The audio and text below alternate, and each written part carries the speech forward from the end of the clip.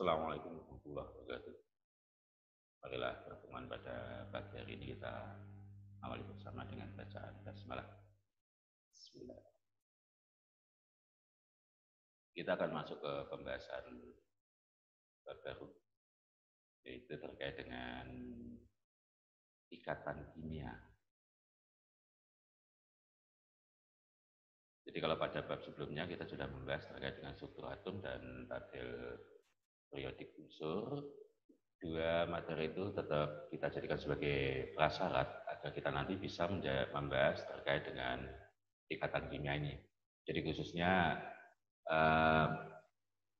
konfigurasi elektron dari suatu unsur, kemudian letak unsur dalam tabel periodik serta sifat keperiodikan unsur. Jadi kalau suatu unsur itu memiliki suatu sifat-sifat tertentu, bagaimana nanti di dalam kereaktifan unsur tersebut akhirnya dalam membentuk ikatan kimia. Langsung saja kita akan masuk ke pembahasan pada pagi ini, yaitu materi ikatan kimia. Materi ini merupakan materi di kelas 10 semester GASAL. Saya memberikan satu ilustrasi dari dalam kehidupan sosial. Ini ada dua gambaran, yang sebelah kiri itu atau sebelah kanan dalam gambar itu orang yang seorang diri dalam kehidupan sosial ya. Kemudian yang sebelah kiri itu ada dua orang. Jangan dilihat laki perempuannya, tapi yang penting ini ada satu interaksi atau ada satu hubungan antara dua orang gitu. Dengan siapa saja ataupun dengan apa saja. Jadi kalau kita itu hidup sendiri, jadi bisa kita tetap hidup, tetapi dalam banyak hal kita merasa banyak kekurangan. Apalagi kalau kita memiliki suatu permasalahan tertentu, kita sulit untuk bisa menyelesaikan suatu permasalahan tersebut. Jadi karena kita merasa hidup sendiri. Berbeda kalau kita berinteraksi dengan orang lain, kita punya kontak, kita punya hubungan dengan orang lain. Jadi kalau kita cuma memiliki suatu permasalahan tertentu, kita dengan mudah kita bisa menyelesaikan permasalahan tersebut. Ini hanya gambaran saja ya. Jadi permasalahan apa saja begitu. Kadang tidak dapat menyelesaikan pun kita sudah cukup senang apabila karena kita bisa meluapkan suatu permasalahan atau perasaan kita. Jadi materi ini nanti memiliki kompetensi, yaitu membandingkan ikatan. Jadi nanti ini terkait juga dengan atau juga menunjukkan materi-materi yang akan kita bahas, yaitu membandingkan ikatan ion, ikatan kovalen koordinasi, dan ikatan logam, serta nanti bagaimana kaitannya dengan sifat-sifat dari suatu zat. Beberapa indikator, jadi artinya kalian nanti dianggap memahami bab ini apabila yang pertama kalian dapat menjelaskan kecenderungan suatu unsur untuk mencapai kestabilannya, yaitu dengan cara berikatan dengan unsur lain. Dan yang kedua, menggambarkan susunan elektron valensi dari atom gas mulia. Berikutnya adalah proses terjadinya ikatan ion, ikatan kovalen, kemudian bagaimana sifat dari ikatan kovalen, yaitu terkait dengan kepolaran dari suatu senyawa kovalen. Kemudian kita bahas juga nanti ikatan kovalen koordinasi, dan yang terakhir ikatan kimia nanti adalah ikatan logam. Dari seluruh materi nanti kalian dapat menentukan kalau ada satu unsur ketemu unsur lain, dapat menentukan jenis ikatan yang terjadi antara dua unsur tersebut. Langsung kita masuk ke materi, jadi kestabilan konfigurasi gas mulia. Kemarin saya sudah menyampaikan ke kalian untuk menghafalkan unsur-unsur gas mulia, termasuk nomor atomnya, serta saya minta kalian mengkonfigurasikan. Kalau kita perhatikan, atom He, helium, nomor atom 2, ini saya tuliskan nomor atomnya.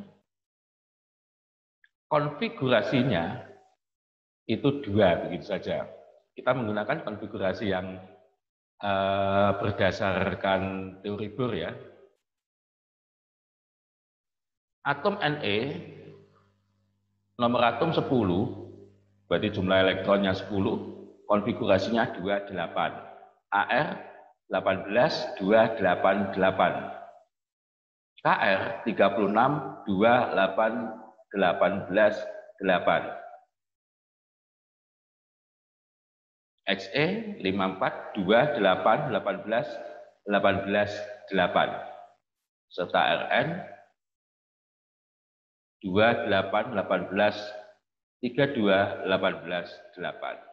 Apa yang dapat kita lihat atau kesamaan apa di antara gas mulia ini?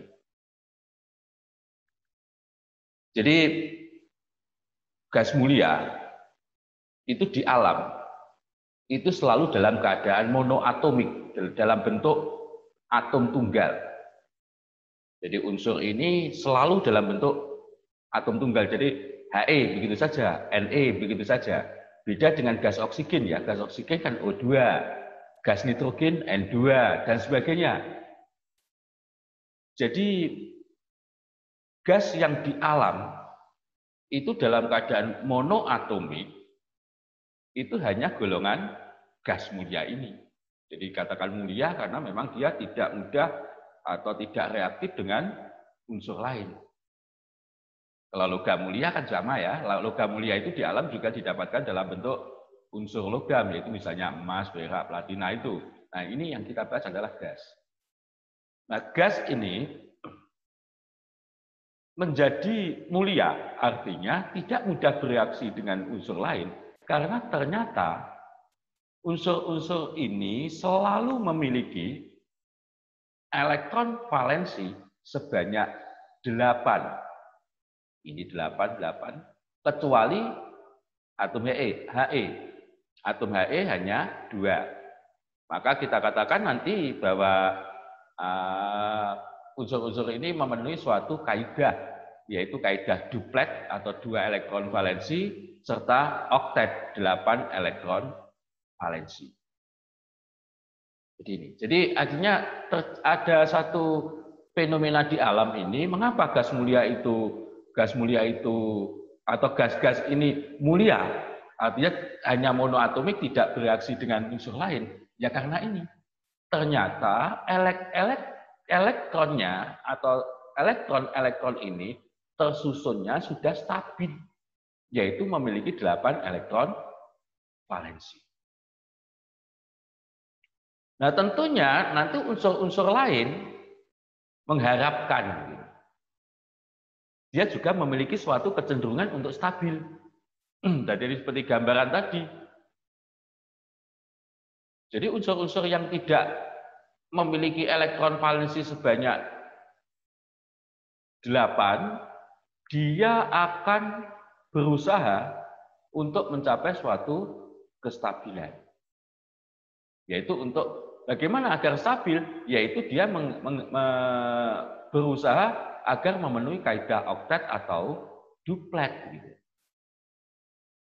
Nah nanti mudahnya unsur-unsur ini khususnya kita membahas golongan gas, golongan utama ya, 1A, 2A, 3A, 4A dan seterusnya. Jadi golongan A, golongan utama. Unsur-unsur yang memiliki elektron valensi 1 atau 2, maka dia akan cenderung melepas elektron valensi.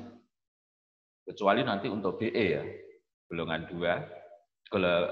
2A dari periode 2. Juga nanti kadang yang 3, ini golongan, tapi khusus untuk periode 2, yaitu atom B, itu dia tidak pernah melepaskan nanti. Jadi khusus, ini makanya ini saya tuliskan kadang 3, ini khusus nanti untuk atom Be, dia nanti tidak pernah melepaskan.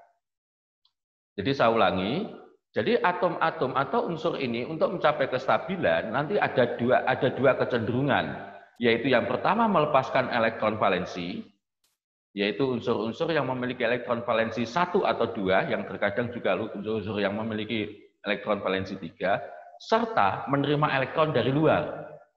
Siapa yang menerima elektron dari luar? Yaitu unsur-unsur yang elektron valensinya 5, 6, 7. Yaitu golongan 5A, 6A, dan 7A. Itulah makanya saya minta kalian kemarin menghafalkan anggota golongan 1A, 2A, 3A, 5A, 6A, dan 7A. Ini fungsinya di sini nih. Jadi nanti kalau dia golongan 1A atau 2A, dia cenderung untuk melepas elektron valensi. Sedangkan apabila golongan 6A atau 7A, dia akan cenderung untuk menerima elektron dari luar. Nah, bagaimana kalau atom-atom ini memiliki 4 elektron valensi? Ini kan 1, 2, 3, 5, 6, 7. Kalau yang 8 tadi kan jelas dia adalah golongan gas mulia. Nah, sekarang bagaimana yang 4? Yang 4 atau yang memiliki 4 elektron valensi memiliki kecenderungan baik melepas maupun menerima elektron valensi. Meskipun nanti dalam faktanya atau fenomena yang kita dapatkan, kedua hal ini jarang sekali dilakukan begitu. Nah, kalau dia tidak melepas atau menerima elektron, itu apa yang dia lakukan? Ya, dia ternyata nanti adalah penggunaan bersama. Menggunakan bersama dengan atom lain, sehingga dia tidak melepas, tapi juga dia seperti dalam tanda kutip menerima begitu. Itu namanya nanti kita jelaskan pada ikatan-ikatan di belakang. Jadi untuk unsur yang memiliki elektron valensi sebanyak 4, dia memiliki baik kecenderungan untuk melepas maupun menerima, namun keduanya ini jarang sekali dilakukan. Yang dia lakukan justru adalah penggunaan bersama pasangan elektron. Dengan demikian nanti, untuk mencapai suatu kestabilan, unsur-unsur ini akan melakukan suatu ikatan atau suatu cara yang nanti kita namakan dengan ikatan kimia. Di mana ikatan kimia secara umum nanti ada 2, yaitu serah terima elektron, yang disebut nanti dengan ikatan ion atau elektrovalen. Dan yang kedua adalah penggunaan bersama pasangan elektron atau ikatan kovalen. Nah, bagaimana yang dimaksud menerima atau melepas? Kita lihat beberapa contoh ya. Misalnya atom Li. Atom Li, nomor atom 3, kelihatan ya ini meskipun kecil. Nomor atom 3, berapa jumlah elektron?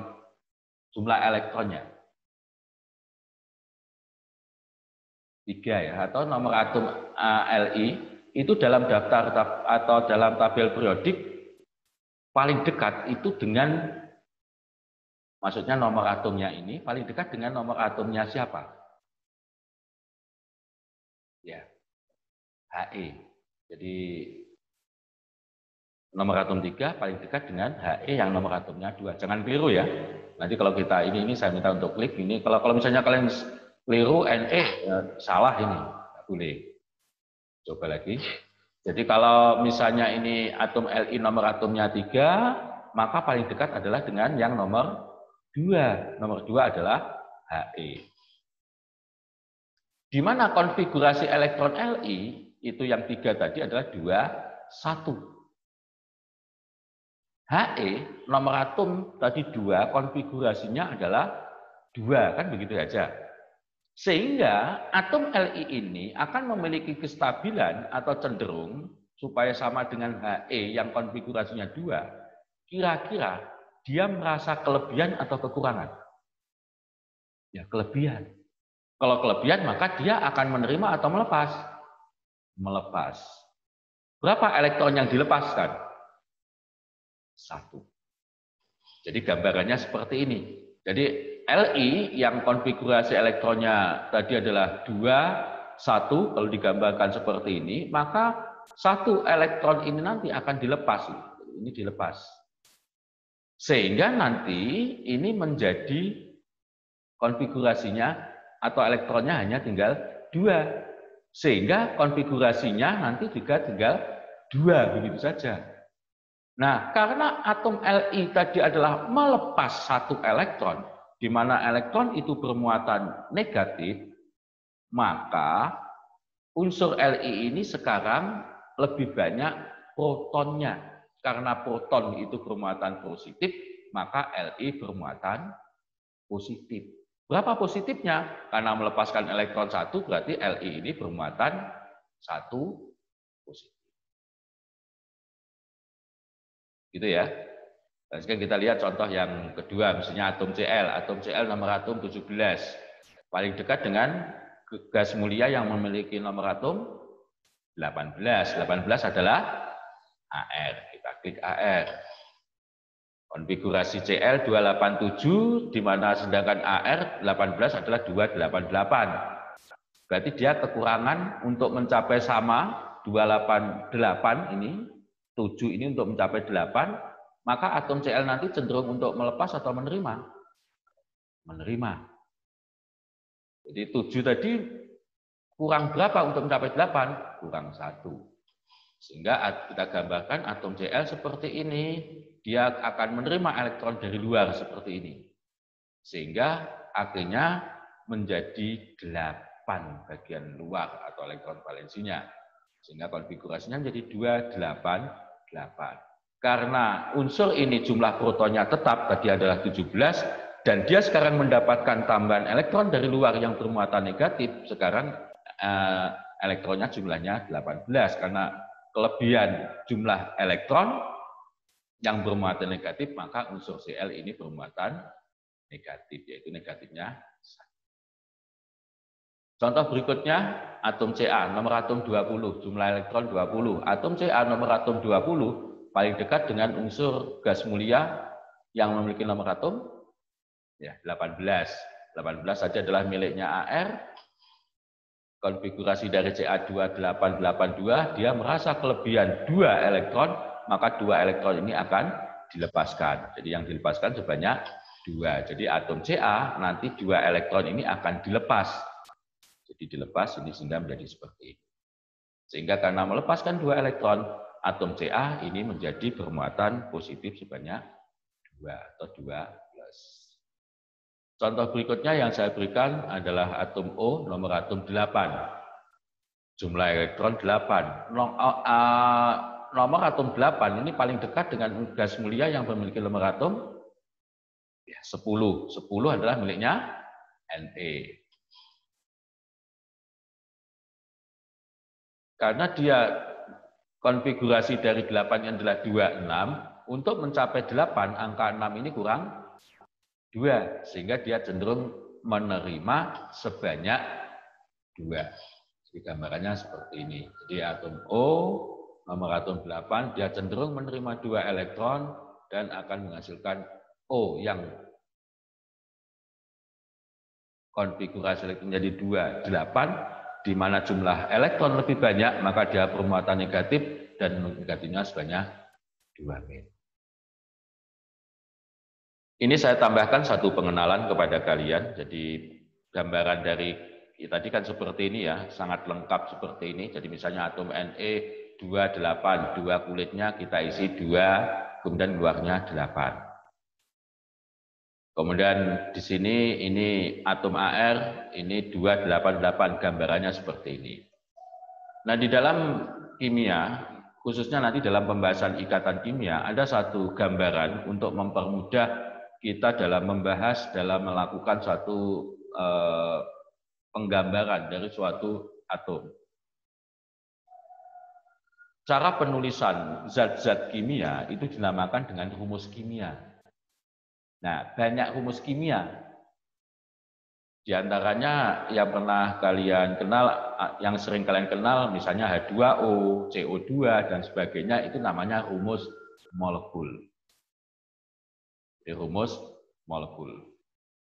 Nah, sekarang saat ini saya kenalkan satu rumus. Ya, jadi rumus bukan rumus hitung-hitungan seperti matematika fisika ya. Jadi rumus ini adalah cara menyatakan suatu senyawa dengan menggunakan lambang-lambang. Gitu. Nah, rumus yang saya kenalkan pertama ini yaitu rumus Lewis. Louis misalnya. Rumus Lewis. Rumus Lewis yaitu cara menggambarkan suatu unsur yang dinyatakan dengan atau cara menyatakannya adalah dengan menuliskan lambang atom, kemudian dikelilingi elektron-elektron. Hanya saja elektron-elektron yang digambarkan tidak selengkap gambar yang di samping ini, tapi hanya elektron valensinya saja. Jadi kalau He2 ya gambarkan 2, seperti ini Ne28 ya 8-nya saja begitu. Ar18 288 yang digambarkan 8-nya saja yang paling luar. Jadi cara menggambarkan atau Lewis ini menyatakan lambang atom yang dikelilingi sejumlah titik atau garis untuk menyatakan elektron valensi. Jumlah elektron valensi nanti sesuai dengan golongan ya, khususnya golongan utama. Saya berikan gambaran, dan misalnya aja atom Na. Nomor atom 11, nomor massa 23, berarti kan nomor atom 11, jumlah elektronnya 11. Kalau jumlah elektron 11 berarti konfigurasinya adalah 2, 8, 1. Nah, cara menggambarkannya ya cukup begini saja. Nanti atom Na, kemudian ditambah ini. Jadi ini gambaran dari rumus Lewis dari atom Na. Contoh yang lain adalah atom F, misalnya nomor atom 9, nomor massa 19, berarti dia memiliki jumlah elektron sebanyak 9, konfigurasinya adalah 2, 7. Maka cara penggambarannya ya sama, yaitu F begini aja. Perhatikan ini cara saya menggambarkan, karena kalian sudah mengenal konfigurasi elektron dengan alkohol. Jadi 7 yang paling luar itu bagaimana cara menggambarkannya? Gambarkan 1. Ini urutannya begini menggambarkannya. 2. Ini penggambaran dari S ya, ke orbital S. Jadi dia berpasangan 2 dulu. Kemudian kan masih ada 5. 5 itu kita gambarkan 1, 2, 3. Menyebar. Kalian ingat, jadi dari aturan Han, jadi dia orbital P itu kan 3, jadi 3 dulu kita sebar. Kemudian yang 2 baru dipasangkan dengan yang lain. Jadi penggambarannya seperti ini. Jadi 9 ini elektron valensinya 7, yang digambarkan hanya 7 elektron, tidak 9 keseluruhan. Mudah ya, jadi ini nanti untuk mempermudah jadi reaksi-reaksinya, jadi tidak selengkap ini nanti kelihatan rumit gitu. Jadi kita sederhanakan, jadi dari Lewis menyederhanakan cara penggambaran suatu unsur, khususnya dalam kepentingan atau tujuan ikatan kimia, yaitu digambarkan dengan noktah atau titik di sekitar atom. Jadi ini hanya gambar saja beberapa contoh, nanti kalian bisa memperhatikan. Tapi prinsipnya mudah, jadi kita hanya elektron valensi dituliskan dengan titik begitu aja. Saya rasa itu untuk pertemuan pada pagi ini. Nanti kita lanjutkan pada pertemuan yang akan datang, jadi terkait dengan ikatan ion. Paginya mohon maaf, kita tutup bersama dengan bacaan hamdalah. Alhamdulillah. Assalamualaikum warahmatullahi wabarakatuh.